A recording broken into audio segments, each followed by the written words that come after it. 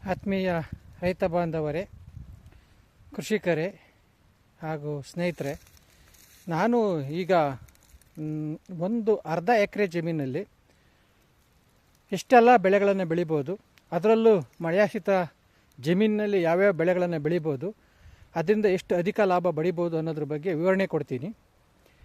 ನಿಮಗೆಲ್ಲ ಗೊತ್ತಿರೋ ಹಾಗೆ ಮಳೆಯಾಶ್ರಿತ ಪ್ರದೇಶದಲ್ಲಿ ಬೇಸಾಯ ಮಾಡೋದಕ್ಕೆ ಯಾರೂ ಮನಸ್ಸು ಮಾಡ್ತಾಯಿಲ್ಲ. ಅಲ್ಲಿ ನಮಗೆ ಬೇಕಾದಂಥ ಕಾಳುಗಳು, ಬೇಳೆಗಳು, ತರಕಾರಿಗಳು, ಎಣ್ಣೆ ಕಾಳುಗಳು ಎಲ್ಲನೂ ಲಭ್ಯವಿದ್ದು ಜೀವನಕ್ಕೆ ಸಂಪೂರ್ಣವಾದ ಒಂದು ಭದ್ರತೆಯನ್ನು ಕೊಡ್ತವೆ, ಆಹಾರ ಭದ್ರತೆಯನ್ನು ಕೊಡ್ತವೆ.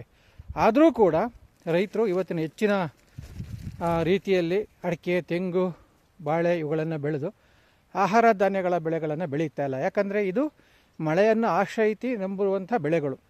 ಆದರೆ ಸ್ವಲ್ಪ ಗಮನ ಕೊಟ್ಟು ಮಣ್ಣಿಗೆ ಬೇಕಾದಂಥ ಆಳವಾದ ಉಳುಮೆ ಮಾಡಿ, ಕಳೆಗಳನ್ನು ನಿರ್ವಹಣೆ ಮಾಡಿ, ಉತ್ತಮವಾದ ಕೊಟ್ಟಿಗೆ ಗೊಬ್ಬರವನ್ನು ಕೊಟ್ಟು ಅಂತರ ಬೇಸಾಯಗಳನ್ನು ಮಾಡಿದರೆ ಎಷ್ಟು ಬೆಳೆಗಳನ್ನು ಬೆಳಿಬೋದು, ಎಷ್ಟು ಲಾಭಗಳನ್ನು ಪಡಿಬೋದು ಅನ್ನೋದ್ರ ಬಗ್ಗೆ ಈ ನನ್ನ ಒಂದು ಜಮೀನಲ್ಲಿ, ಜಸ್ಟ್ ಅರ್ಧ ಎಕರೆ ಜಮೀನಲ್ಲಿ ಒಬ್ಬ ನಮ್ಮ ಊರಿನ ರೈತ ಬೆಳೆಗಳನ್ನು ಮಾಡಿದ್ದಾನೆ.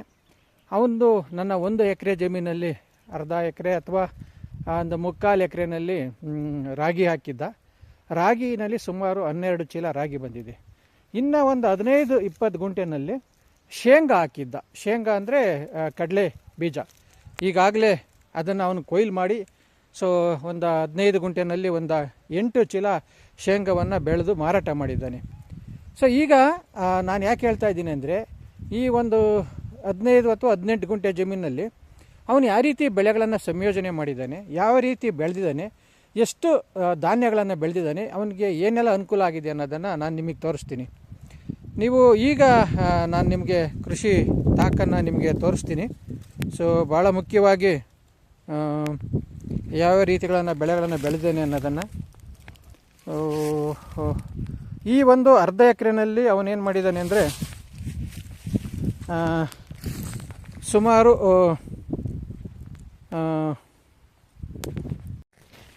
ಈ ಹೊಲದಲ್ಲಿ ಸುಮಾರು 6 ಬೆಳೆಗಳನ್ನು ಬೆಳೆದಿದ್ದಾನೆ. ಅವನು ನಾನು ತುಮಕೂರಲ್ಲಿರೋದ್ರಿಂದ ನಾನು ಬಂದು ಬೇಸಾಯ ಮಾಡೋದಕ್ಕಾಗೋದಿಲ್ಲ. ಅವನು ನನ್ನ ಪಕ್ಕದ ಹೊಲದ ಜಮೀನಿನ ರೈತ ಆಗಿರೋದ್ರಿಂದ ಅವನಿಗೆ ಈ ಒಂದು ಜಮೀನನ್ನು ಮಾಡ್ಕೊಳಕ್ಕೆ ಅವಕಾಶ ಮಾಡಿಕೊಟ್ಟೆ. ಯಾಕಂದರೆ ಅವನಲ್ಲಿರೋಂಥ 5 ಎಕರೆ ಜಮೀನು ಕೂಡ ಬರೀ ಅಡಿಕೆ, ತೆಂಗು ಇಟ್ಬಿಟ್ಟಿದ್ದಾನೆ. ಅವನಿಗೆ ರಾಗಿ ಇಲ್ಲ, ಜೋಳ ಇಲ್ಲ, ಹೆಸರು ಇಲ್ಲ, ಅಲಸಂಡೆ ಇಲ್ಲ, ಉದ್ದು ಇಲ್ಲ, ಏನೂ ತಿನ್ನೋದಕ್ಕಿಲ್ಲ. ಹಾಗಾಗಿ ನಂದು ಒಂದು ಖಾಲಿ ಜಮೀನು ಆಗಿರೋದ್ರಿಂದ ಹಣ ನಾನೇ ಮಾಡ್ತೀನಿ ಪ್ರತಿ ವರ್ಷ ಅಂಥೇಳಿ ಈ ಒಂದು ಜಮೀನನ್ನು ಅವನು ನನ್ನಿಂದ ಪಡೆದು ಕೋರಿಗೆ ಅಂತ ಮಾಡಿದ್ದಾನೆ. ನೀವು ನೋಡಿ, ಈಗಾಗಲೇ 7-8 ಚೀಲ ರಾಗಿನ 7-8 ಚೀಲ ಶೇಂಗಾವನ್ನು ಈ ಒಂದು 15-20 ಗುಂಟೆನಲ್ಲಿ ಬೆಳೆದು ಮಾರಿದ್ದಾನೆ. ಈಗ ನೀವು ನೋಡ್ಬೋದು, ಶೇಂಗಾದ ಮಧ್ಯೆ ಅಂತರ ಬೆಳೆಯಾಗಿ ಇವನೇನು ಬೆಳೆದಿದ್ದಾನೆ, ಮೊದಲನೇದಾಗಿ ತೊಗರಿ ಬೆಳೆದಿದ್ದಾನೆ, ಹರಳುಗಳನ್ನು ಬೆಳೆದಿದ್ದಾನೆ. ಅದೇ ರೀತಿ ನೀವು ನೋಡ್ಬೋದು,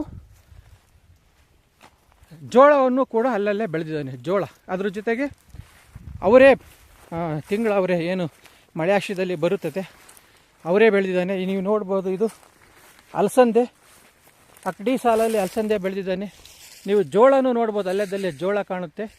ನೀವು ಹಾಗೇ ನೋಡ್ತಾ ಬಂದರೆ ನೀವು ನೋಡಿ, ಇಲ್ಲಿ ಅವರೇ ಹಾಕಿದ್ದಾನೆ. ಈಗಾಗಲೇ ಅವರೇ ನಮ್ಮ ಹರಳು ಗಿಡವನ್ನು ತಬ್ಬಿ ಬೆಳೆದು ಸಾಕಷ್ಟು ಹೂವು ಆಗಿದೆ. ಇನ್ನು ಮುಂದಿನ ದಿನದಲ್ಲಿ ಹೆಚ್ಚಿನದಾಗಿ ಸೊಗಡು ಅವರೇ ಸಿಗುತ್ತದೆ. ಅದ್ರ ಜೊತೆಗೆ ತುಂಬ ಒಂದು 100 kg ಹರಳು ಸಿಗುತ್ತದೆ. ಅದೇ ರೀತಿ ತೊಗರಿ ಸುಮಾರು ಒಂದು 50-100 kg ತೊಗರಿನೂ ಸಿಗುತ್ತದೆ. ಅದು ಬಿಟ್ಟರೆ ಈಗಾಗಲೇ ಅವನು ಒಂದು 3 ವಾರದಿಂದ ಅಲಸಂದೆ ಕಾಯನ್ನು ಯಥೇಚ್ಛವಾಗಿ ಕಿತ್ತು ಮನೆಗೆ ಬಳಸ್ಕೊಂಡಿದ್ದಾನೆ. ಅದು ಒಂದು 50-100 kg ಅಲಸಂದೆ ಆಗುತ್ತೆ. ಒಟ್ಟಾರೆ ಈ ಹೊಲದಲ್ಲಿ ಅವನು ಶೇಂಗಾ ಬೆಳೆದು ಕೊಯ್ಕೊಂಡು ಮಾರಾಟ ಮಾಡಿ ಈಗ ಹರಳು, ತೊಗರಿ, ಅಲಸಂದೆ ಮತ್ತು ಜೋಳ ಮೇವಿನ ಜೋಳ ಇದನ್ನು ಕೂಡ ಬೆಳೆದು ಅರ್ಧ ಎಕರೆನಲ್ಲಿ ಸುಮಾರು 6 ಥರದ ಬೆಳೆಗಳನ್ನು ಬೆಳೆದು ಆರ್ಥಿಕವಾಗಿ ಶೇಂಗಾಯಿಂದ ಕನಿಷ್ಠ ಒಂದು 8-10 ಸಾವಿರ ರೂಪಾಯಿ ಸಿಕ್ಕಿದೆ. ಈ ಹರಳನ್ನು ಮಾರಾಟ ಮಾಡಿದ್ರೆ ಒಂದು 2-3 ಸಾವಿರ ರೂಪಾಯಿ ಸಿಗುತ್ತೆ. ಅಲಸಂಡೆ ಒಂದು ಕ್ವಿಂಟಾಲ್ ಅಂತೂ ಕನಿಷ್ಠ ಆಗಿರುತ್ತೆ, ಅದೊಂದು 5 ಸಾವಿರ ಸಿಗುತ್ತೆ.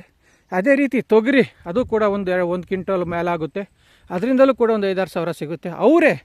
ಅವರೇನೂ ಕೂಡ ಸುಮಾರು ಈ ಸರಿ ತುಂಬ ಆರೋಗ್ಯವಾಗಿರೋದ್ರಿಂದ ಅದರಲ್ಲೂ ಕೂಡ ಒಂದು 50-60 kg ಅವರೇ ಸಿಗ್ಬೋದು. ಸೊ ಇಷ್ಟೆಲ್ಲ ಬೆಳೆಗಳನ್ನು ಜಸ್ಟ್ ಮಳೆಯಾಶ್ರಿತಲ್ಲೇ ಬೆಳೆದಿದ್ದಾನೆ. ಒಂದೇ ಒಂದು ಸಲ, ಯಾಕಂದರೆ ಪಕ್ಕದಲ್ಲೇ ಒಂದು ಅಡಿಕೆ ತೋಟ ಇರೋದ್ರಿಂದ ಮಳೆ ಗ್ಯಾಪ್ ಕೊಟ್ಟಾಗ ಪೈಪಲ್ಲಿ ಸ್ವಲ್ಪ ನೀರನ್ನು ಕೊಟ್ಟಿದ್ದಾನೆ. ಒಂದು ಮಳೆ ಯಾವಾಗ ಮಳೆ ಕೈ ಕೊಟ್ಟಂಥ ಸಮಯದಲ್ಲಿ ನಾನು ಸುಮಾರು ಅವಾಗವಾಗ ಬಂದು ಜಮೀನು ನೋಡ್ತಾ ಇದ್ದೆ. ಇವತ್ತು ಆಲ್ರೆಡಿ ಒಂದು 3 ಸಾಲು ಅಲಸಂದೆ ಅಗಡಿ ಸಾಲಲ್ಲಿ ಅಲಸಂಡೆಕಾಯಿ ಕಿತ್ಕೊಂಡೆ. ಒಂದು 2 kg ಅಲಸಂಡೆಕಾಯಿ ಸಿಕ್ಕಿದೆ. ಈಗ ಆಲ್ರೆಡಿ ಅವ್ರು ಆಲಿ ಎಚ್ಚೆತ್ತವಾಗಿ ಕಿತ್ತು ಬಳಸ್ಕೊಂಡ ಮೇಲೂ ಕೂಡ ಇನ್ನೂ ಅಲಸಂಡೆ ಸಿಗ್ತಾಯಿದೆ. ಈಗ ಅವನು ಈ ಒಂದು 20 ಗುಂಟೆನಲ್ಲಿ ಸುಮಾರು 6 ಥರದ ಬೆಳೆಗಳನ್ನು ಬೆಳೆದು ಕನಿಷ್ಠ 20,000 ರೂಪಾಯಿ ದುಡ್ಡನ್ನು ದುಡ್ಕೊಂಡಿದ್ದಾನೆ.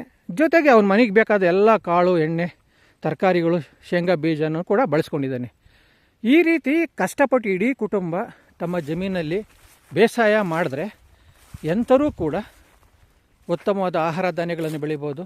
ಅವ್ರು ಏನು ಮಾಡಿರೋ ಆ ಅಡಿಕೆ ಅವಲ್ಲಿ ಕಾಣ್ತಾ ಇದೆ ಅವ್ರದ್ದು.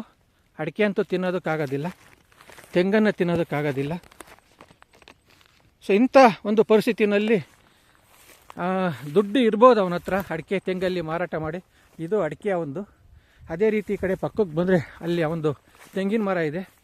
ಈ 2 ಹೊಲಗಳ ಮಧ್ಯೆ ಒಂದು ಖಾಲಿ ಜಮೀನಿದೆ ನೋಡಿ. ಇದು ಖಾಲಿ ಜಮೀನು. ಇದರಲ್ಲಿ ಯಾವುದೋ ಒಂದು ಬೆಳೆಯನ್ನು ಇಲ್ಲ 5-6 ವರ್ಷದಿಂದ ಬಿದ್ದಿದೆ. ಅದೇ ಆ ಕಡೆಯಲ್ಲಿ ತೆಂಗು ಬೆಳ್ಕೊಂಡಿದ್ದಾನೆ, ಆರ್ಥಿಕ ಬೆಳೆ. ಈ ಕಡೆ ನೀವು ಬಂದರೆ ಅಡಿಕೆ ಬೆಳ್ಕೊಂಡಿದ್ದಾನೆ, ಆರ್ಥಿಕ ಬೆಳೆ. ದುಡ್ಡಿದೆ, ಆದರೆ ರಾಗಿ, ಜೋಳ, ತೊಗರು, ಹೆಸರು, ಉದ್ದು ಅವನ ಹೊಲದಲ್ಲಿ ಎಲ್ಲೂ ಬೆಳೆಯೋಕ್ಕೆ ಅವಕಾಶ ಆಗಿಲ್ಲ. ನನ್ನ ಹೊಲವನ್ನು ಸಮರ್ಪಕವಾಗಿ ಬಳಸ್ಕೊಂಡು ತುಂಬ ಚೆನ್ನಾಗಿ ಬೇಸಾಯ ಮಾಡಿದ್ದಾನೆ.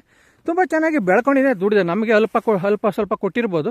ಬಟ್ ಒಬ್ಬ ಕೃಷಿಕ, ಮಾದರಿ ಕೃಷಿಕ, ಶ್ರಮ ಜೀವಿ ಏನೆಲ್ಲ ಬೆಳೆಗಳನ್ನು ಬೆಳಿಬೋದು ಅನ್ನೋದನ್ನು ಈ ನಮ್ಮ ಶಿಡ್ಲೆಕೊಣಗ ಗ್ರಾಮದ ರೈತ ಈರಣ್ಣ ಮತ್ತು ಅವರ ಮಡದಿ ಈ ಒಂದು ಕೃಷಿಯನ್ನು ತುಂಬ ಅಚ್ಚುಕಟ್ಟಾಗಿ ಮಾಡಿ ಇವತ್ತು ಯಶಸ್ವಿಯಾಗಿದ್ದಾರೆ.